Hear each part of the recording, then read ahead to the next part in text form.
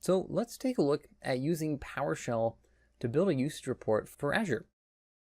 So the only two modules that we need as a prerequisite are the AzureRm.Profile module that lets us get connected, and the AzureRm.UsageAggregates module. That's the module that has the really nifty command that we're going to be going over. So you can see that I've got both modules installed and available to me. So to get connected to Azure, we use the connect-AzureRM account commandlet.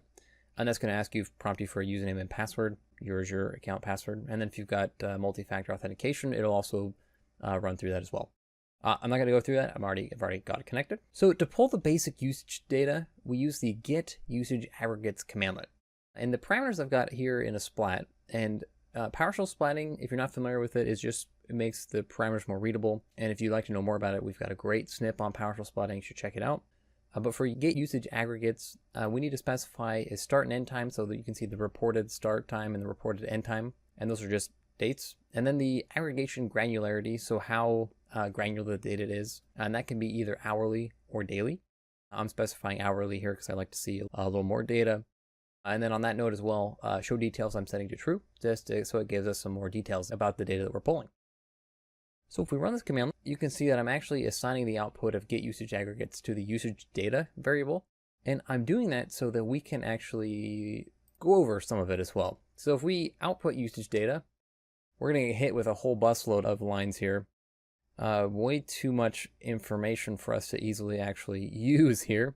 So let's talk about some of that a little bit. So if we look at the count, that usage aggregation on this object, and we use the usage aggregations property and then .count, we can see that that was actually 1,000 items.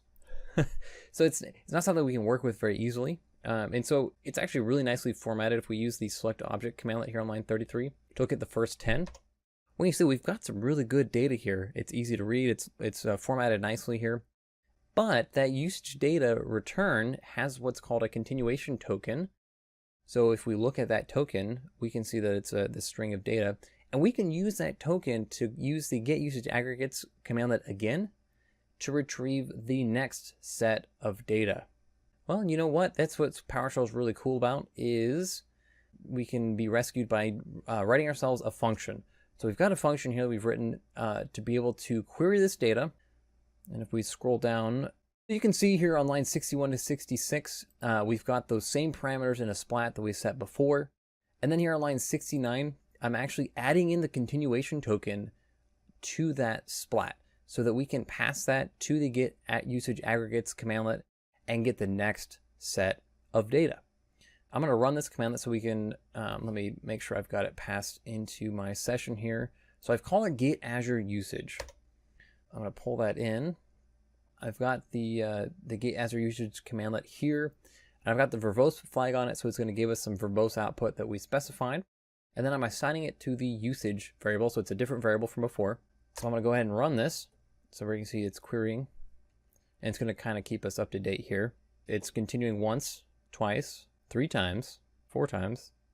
All right, so what is that, 4,000 to 5,000 maybe? We can look at it with the usage.count, since PowerShell has that built-in parameter. 4,743. And so then with all that data, you can, of course, track it. You can filter through it. You can add up what you need to dig in and figure out what's going on.